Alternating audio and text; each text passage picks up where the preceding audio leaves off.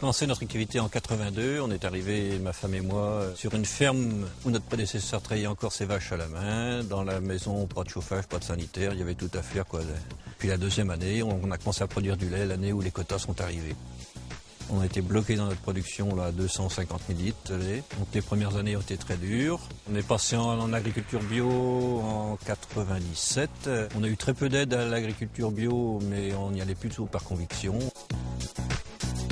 L'exploitation aujourd'hui, c'est 82 hectares, c'est 400 000 litres de lait avec 50-55 vaches, autant de génisses pour le renouvellement, 3 travailleurs, ma femme et moi, et un salarié plein temps.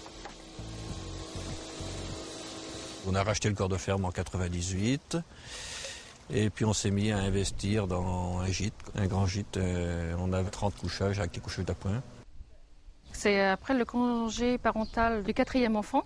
On avait un salarié qui était là pour me remplacer et en fait l'exploitation pouvait encore supporter ce salarié, donc on a choisi de trouver une autre activité. Ça fait exactement 10 ans aujourd'hui. Il y a 5 chambres équipées de douche et WC chacune. Une chambre au rez-de-chaussée qui est accessible au fauteuil. On a une cuisine assez bien équipée pour recevoir des groupes, une salle à manger pour 50 personnes et puis un salon qui peut aussi faire une deuxième salle en cas de réunion, des choses comme ça, diviser les groupes. On est labellisé tourisme handicap pour 3 handicaps, le physique, le mental et puis l'auditif.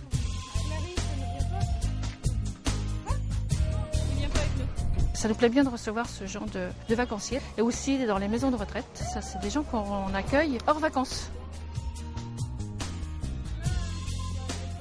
Le contact me plaît énormément, mais il faut aussi accepter de montrer sa ferme, de dire un peu comment nous, agriculteurs, on passe nos journées, qu'est-ce qu'on fait de notre journée, qu'est-ce qu'on fait sur nos terres. On aime bien parler de cette agriculture biologique. Le fait d'être passé en bio, c'est d'abord une philosophie.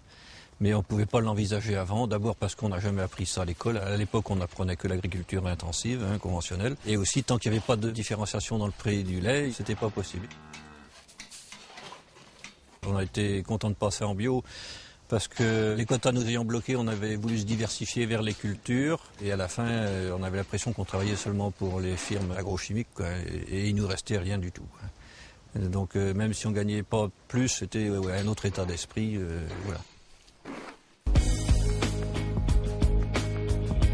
En 2001, on a eu un animal atteint de SB. Ça a été une grande claque parce que ça faisait 4 ans qu'on était en bio. Il a fallu tout abattre et tout remettre en cause, tout abandonner, la sélection qu'on avait pu faire. Puis finalement, on a été correctement indemnisé et l'exploitation a pu continuer. L'investissement dans des panneaux photovoltaïques, c'est aussi pour préserver l'environnement, c'est cohérent avec l'agriculture bio, c'est l'électricité qui est produite d'une façon très écologique. La plus grande satisfaction depuis notre départ, c'est sûrement d'avoir créé l'accueil sur la ferme et en famille. Ma plus grande fierté, c'est peut-être de passer d'un système complètement intensif à un système beaucoup plus respectueux de l'environnement. C'est d'être passé d'une exploitation avec des difficultés financières au départ à une qui aujourd'hui économiquement tourne bien, de devoir rien à personne. Tout ce qu'on a aujourd'hui, on l'a acquis à la force du poignet.